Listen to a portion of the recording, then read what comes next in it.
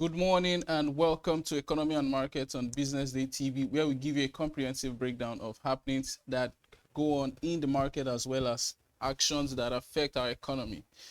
This morning we are going in a different direction. We are twisting it a little bit. We're starting off with a conversation around NGX's plan to extend trading hours. So we know that 2 days ago the CEO of the NGX Group, NGX Limited, that was Jude Chiemeka, he announced the plan that trading may soon start from 9 a.m. extending all the way to 5 p.m. in the evening. What he was basically saying was that pre-trading will start at pre-market will open at 8:50 a.m. Then we'll have a market close, a pre-market close at 4:50 p.m. in the evening. This is a huge leap from what we presently have. What we presently have, we have a pre-market opening at 9:20, where the market now opens at 9:30, then a pre-market close at 2:20 p.m. and the market essentially closes at 2:30. Basically, we're extending market hours from the regular 5 hours. We're now moving it now to a regular 9 to 5. Why does this matter?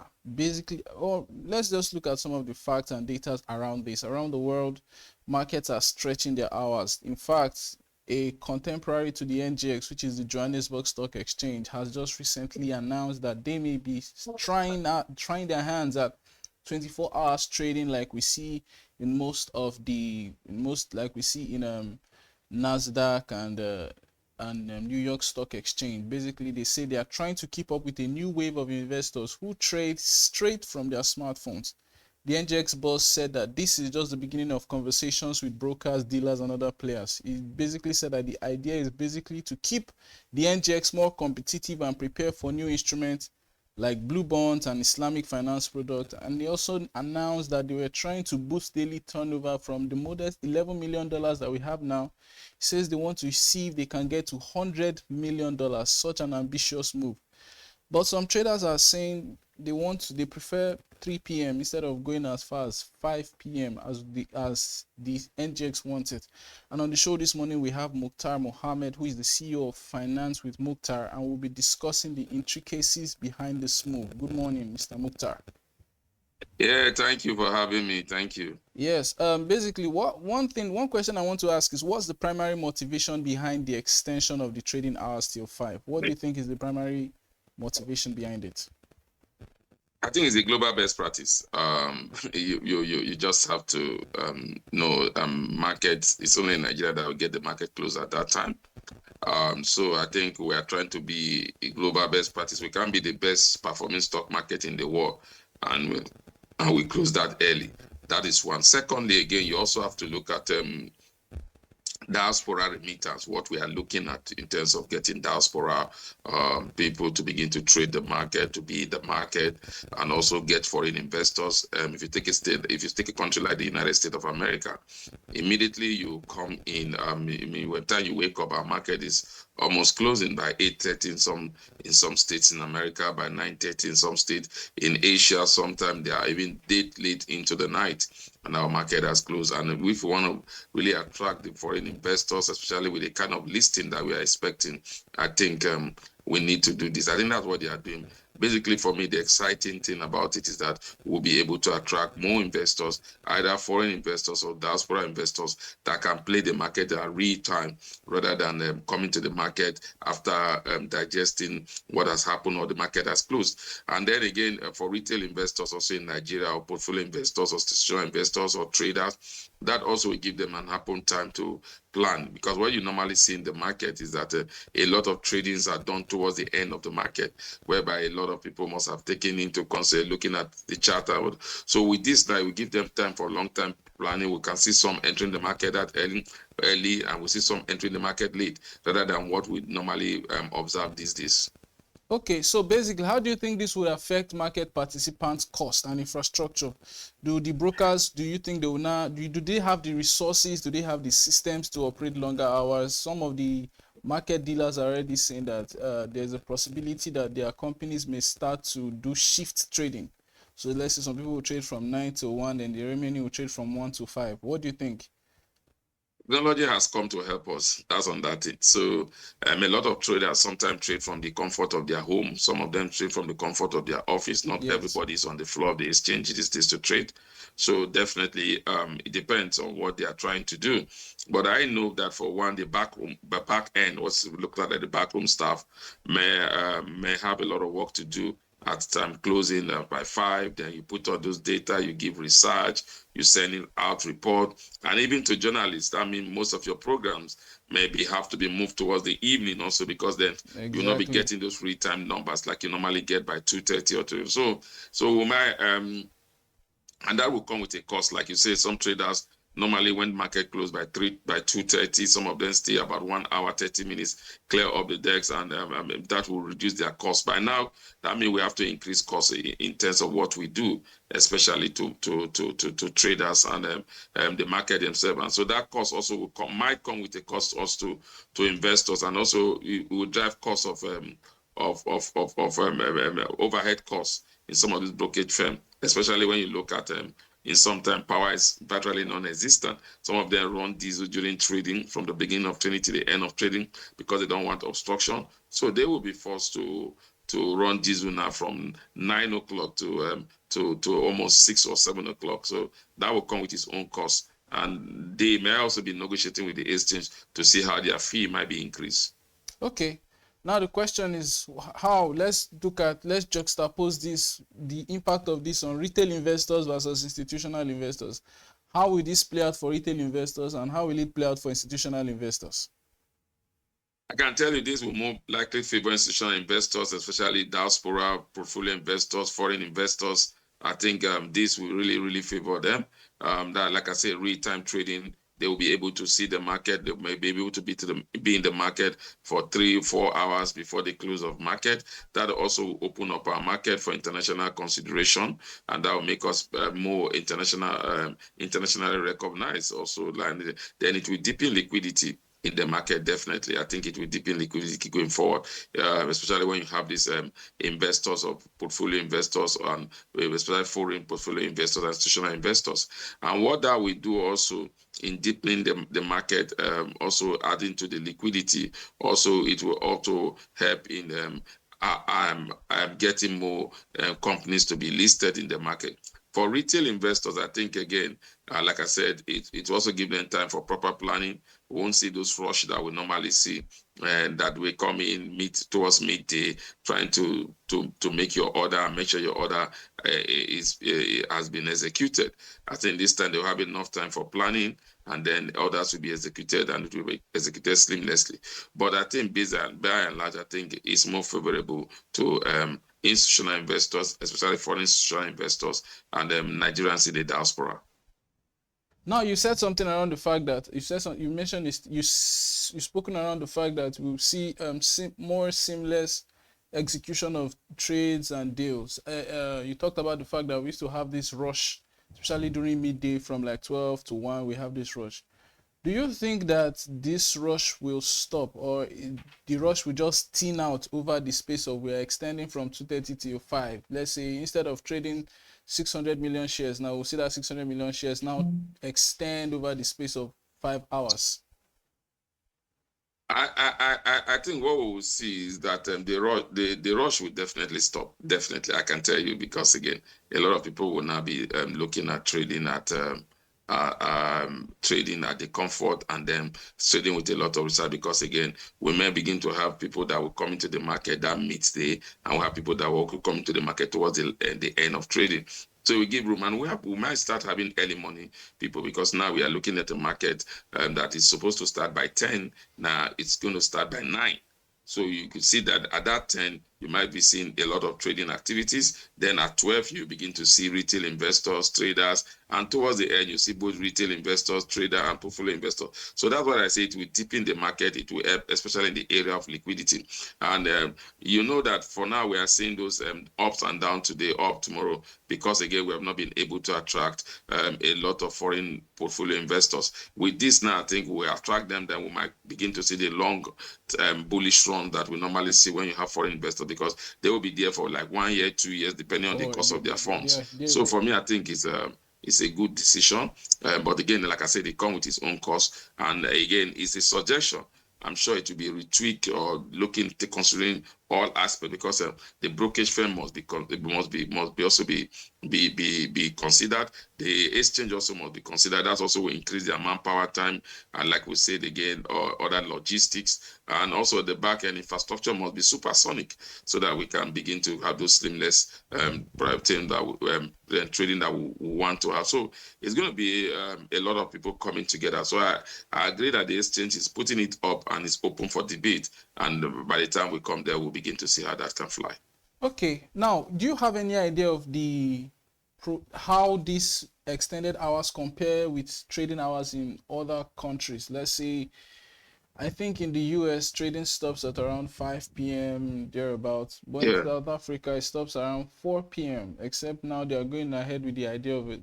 They are flirting with the idea of a 24 hours trade. Yeah. So what's the trading hours in some of the peer exchanges globally? Let's say in India, in Korea, etc.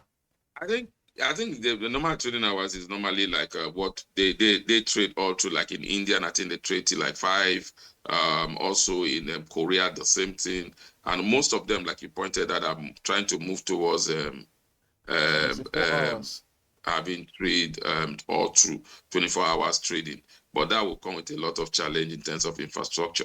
So I think that's why I think what we are doing, we are looking at the time difference. So we might not be. We looked at our peculiarity, which really investors do we normally have in Nigeria. You can agree with me that most of our investors are from Europe, from the UK, and from the United States of America. So when you look at our time difference between us and Europe and the UK, I think it's quite fair. But when you look at us and the United States, South America, I don't think is favorable. And also when you look at us with the Middle East, that one area we are trying to attract also. So all these are coming together for us to be able to deepen the market, especially in the area of liquidity. I don't think we are looking so much in the Asian market, because when you look at the Asian market, what we normally have in the Asian market that are in Nigeria are normally the foreign direct investors coming to establish a companies. They don't really play our equity market, but the key drivers of our equity market are funds that come from Europe, funds that come from the United Kingdom, and funds that come from the US. And so that's why we are tailoring our time almost at the same time, like what you have hours in trading, like what you have in the New York Stock Exchange, the London Stock Exchange, and also some of these major exchange that in the world. Okay. Now, the question I have is around how the change will likely affect settlement cycles. We know that by November, we're going to move in from T+3 to T+2. Then regulatory oversight, market supervision. These issues are issues that will come up. If trading goes to 5 p.m., hours of trading extend longer. The NGX is trying to put some regulatory oversight over how things are done in that market. Will it not become harder to seamlessly integrate into that T+2 settlement time? I mean, we are taking all of this while to move from T+3 to T+2. Now we are now playing with the idea of moving trading to 5 p.m. How do you think this will work out? I totally agree with you. That's why I said it's an ongoing conversation. What it means that that's what I talk about the back end, which is really have to do with the T2 process, because this is handled by the back end. The broker, the trader just trade, and the investor is the one that is at the end wanting his fund to be remitted to him. So what it means is that you really have time to be able to execute this deal. That's why I think it's an ongoing conversation, and also processes can come in, like it's a suggestion. And again, you make sure you, like I said, you have to bring all angles, Security and Exchange Commission, Nigerian Exchange Group, the brokerage firm, and investors all together to brainstorm on ways that will be favorable to everybody. So it's an ongoing discussion. I get that part that you are saying, and hopefully, and the T2 is will start implementation sooner than what the 9 to 5. So definitely that will give room. I think it's something they are playing with, and I don't think it's something they just want to immediately see. That's why those conversations are ongoing. They will look at most of these things, especially in the area of settlement to investors. Okay, one question, one of my last questions before we go off is about volatility. How will this affect volatility and trading patterns, basically? How do you think this will affect Definitely, that volatility? that that that will play in volatility and trading pattern. Definitely, that will play in. You begin to see like now, like I said, the trading pattern. You begin to see market movement towards noon. That's when you begin to get the direction of where the market might be heading to. So now the trading pattern might just change. You see market movement maybe towards evening or early in the morning, depending on which equity you are trading, and again depending on the trigger that you are working on. Like I said, there will always be a trigger. So that trigger is what will determine where direction will definitely move. Okay, thank you so much for your time, Mr. Muktar Mohammed, the CEO of Finance with Muktar. Thank you for staying with us on the show. Thank you for having me. Thank you. Thank you. Now, moving on, after the break, we're going to be returning with insights from the market as well as some business news making the rounds. Stay with us.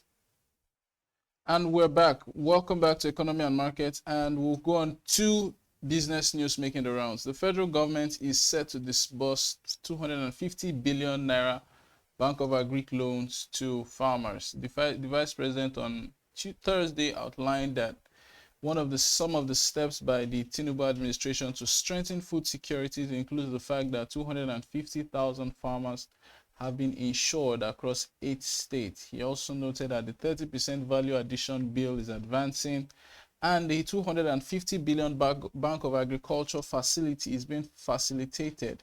It's been activated to reach small shareholders. Speaking at the 152nd National Economic Meeting, which was held at the Presidential Villa in Abuja, Shettima added that the Green Imperative project with Brazil is being repositioned for financing, while the World Bank-backed agriculture-based growth and reliance opportunities for women, AGRO, is mapping priority value chains.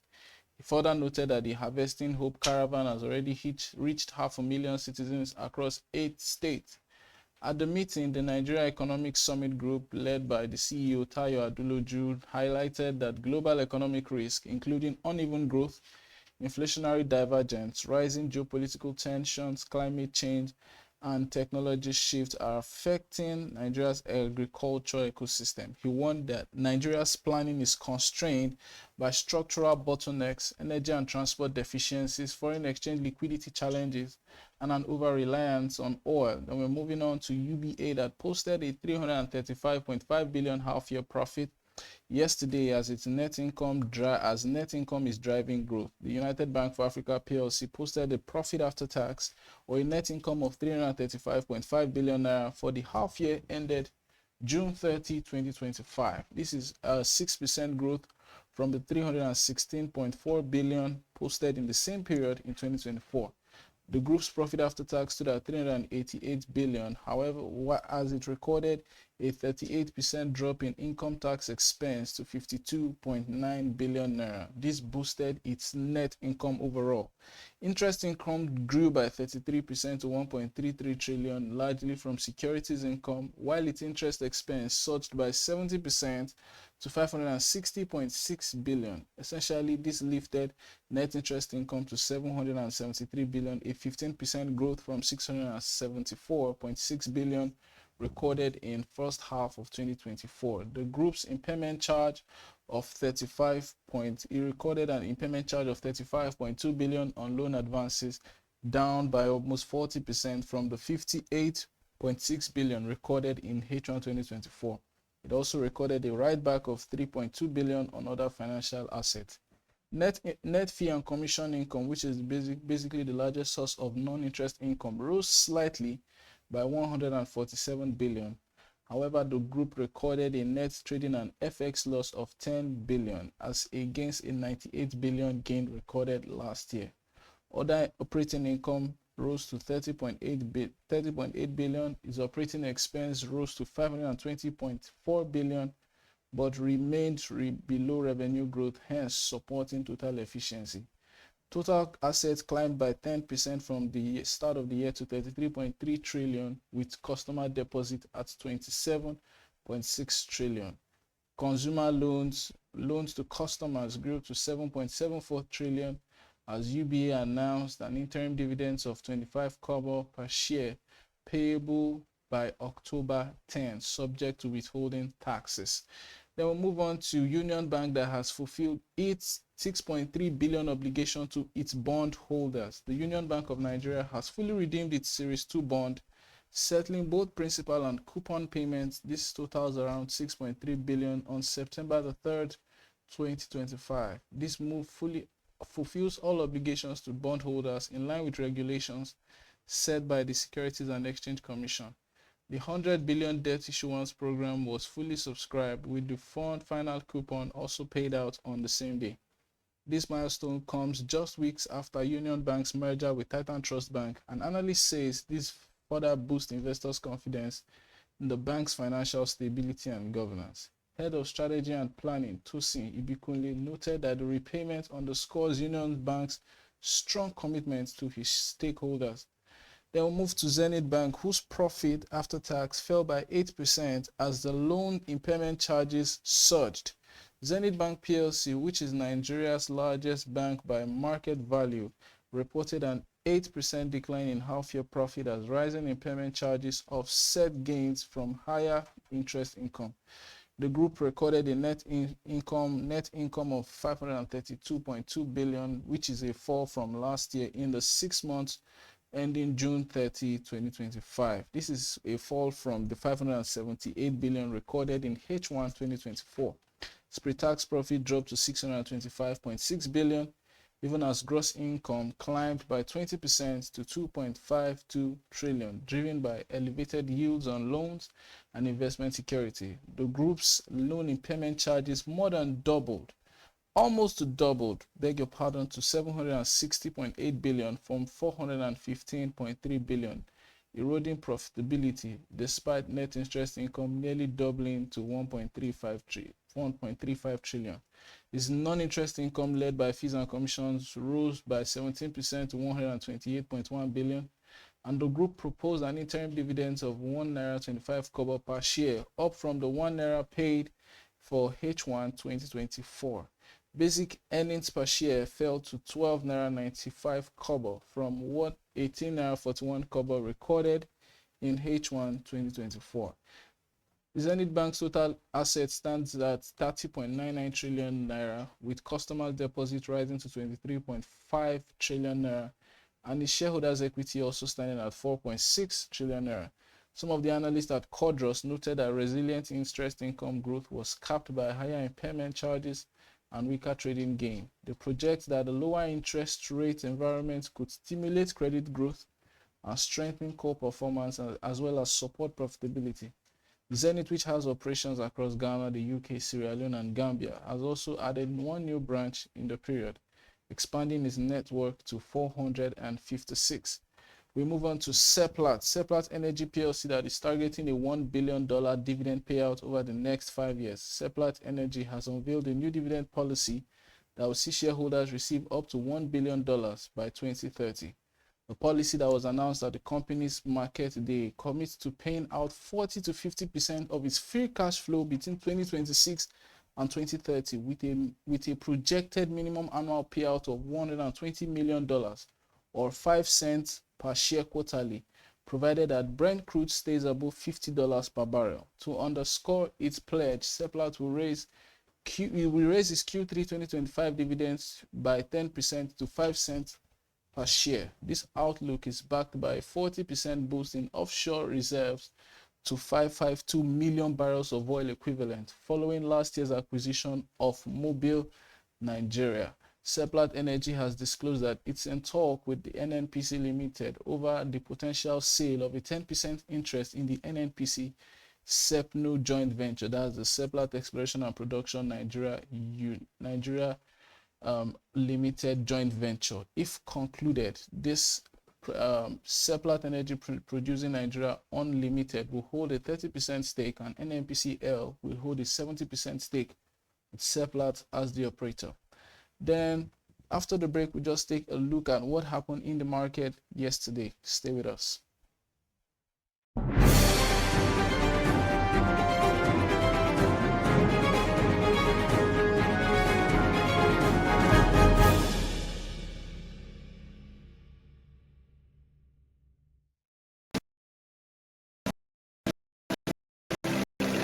never sleep. Clarity, insights, and the stories driving business in Nigeria and beyond. From the heartbeat of small and medium enterprises to the pulse of national economic policy, this is where business meets perspective.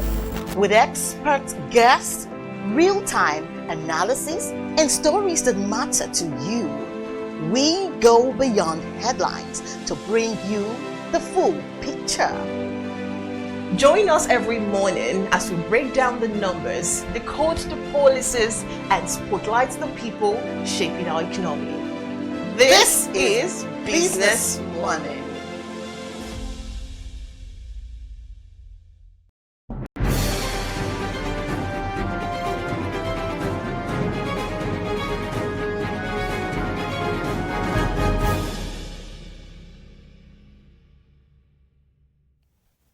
Okay, let's look at market data from yesterday. The NGX All Share Index gained 226 points yesterday to close at 142,263.07 points. Still a far cry from the 146,000 all-time high reached earlier in August. Yeah, we saw that yesterday the market rose by 0.16%. pushing the year-to-date returns to 38.22. If the market closes at this point, the NGX has already outperformed last year's performance, has already outperformed its returns from last year. Market capitalization stood at 90 trillion naira with a total turnover of 325 million shares traded yesterday at a value of 8.4 billion naira. Let's look at the gainers chart. We see starting with Guinness Nigeria that climbed 10% to hit a share price of 176 naira. Then we also move on to Unicel gaining 9.98% to hit a share price of 13 naira 55 kobo. Regency Alliance Insurance gained 9.82% to hit a share price of 1 naira 79 kobo. Thomas Wyatt gained 9.80% to hit a share price of 2 naira 69 kobo. And Nichols also gained a substantial 9.59% to hit a share price of 3 naira 89 kobo. On the flip side, Consolidated Hallmark fell by over 7% yesterday to close at the share price of to hit a share price of 4 naira 2 kobo yesterday. The Initiates PLC closed at the share down by 7.48% to close at the share price of 12 naira. Sovereign Insurance closed down by 6.21% to hit a share price of 2 naira 87 kobo. Then Omatech Ventures down by 5.17%, closing at the share price of 1 naira 10 kobo. Lasaco Insurance down by 3.33% to close at a share price of 3 naira 20 kobo. Let's look at the traded volume. Let's go on to looking at the traded volume from yesterday. See Access Holding leading yesterday in terms of volume, but not in terms of value. 37.244 million Access Holding shares were traded yesterday in deals worth over $1 billion naira. Just over $1 billion naira. Then we saw Zenith Bank 24.270 of Zenith Bank shares, 24.270 million of Zenith Bank shares traded in deals worth around 1.6 billion naira. Fidelity Bank was also a significant stake yesterday. We saw around 20.5 million Fidelity Bank shares traded in deals worth over 426 million naira. Secure Electronic Technology 19.799 million shares, almost 20 million shares of Secure Electronic Technology traded in deals worth about 15 points, just under 16 million naira. Then Veritas Capital, we saw 14.9 million Veritas Capital shares in deals worth over 32.9 million naira. When we move on to the global markets, we saw that yesterday in the market there were modest gains recorded in Wall Street. We start with Dow Jones Index that posted a 0.27% gain yesterday. The S&P 500 also rose significantly. The S&P 500 is roaring towards the 7,000 mark, which will be a historic first. After news of a rate cut in the USA for the first time in 9 months, we are seeing Wall Street basically surge to what will probably be its best performing year ever. So S&P 500 index up 6,006, up by 0.48%, 6,631.95 points. Then Nasdaq has comfortably crossed from the 20,000 mark this year, entered the 21,000 mark, now in the 22,000 mark.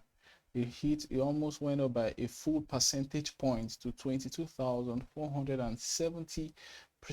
Let's go to Asia, where in Asia we saw that the results were mixed. It's almost becoming a thing where if Japan and Korea goes up, China consequently suffers a decline. Nikkei 225, which is the benchmark for the Tokyo Stock Exchange, went up by 1.15%. There were significant gains recorded yesterday. The Kospi index went up 1.40% to hit 3,000, almost 3,005. However, in Hong Kong, it was a 1.35% decline, I beg your pardon, to 26,544 points. We've seen all of this play out again. When we see Japan and Korea go up, then we see China kind of slip down. However, what we saw from USA extended all the way into Europe, as we saw the FTSE 100 record significant gains yesterday. The FTSE 100 went up, still playing around the 9,000 mark. Recall that the FTSE 100 hit the 9,000 mark for the first time in history this year. It went up 21 basis points to 9,228 points. CAC 40 is edging close to the 8,000 mark. It went up by 87 basis points to 7,854 points. And we also see that the DAX index was up. DAX of Germany was up by 1.35 percentage points to 23,674, 674.53 points. On the currency side, we saw the Naira slip just a little bit. Naira slipped on day before. It was trading at 1,495 Naira to the dollar. Now it's trading at 1,496 Naira to the dollar. Against the euro, however, the Naira gained against the euro 1,769 Naira to the euro. And against the British pound, the Naira has gotten to its highest level since June of this year, 2,026 Naira to the British pound. And that's all we can take on the market brief, and that's all we can take on economy and markets today. Thank you for staying with us. I'm your host, David Olujinmi.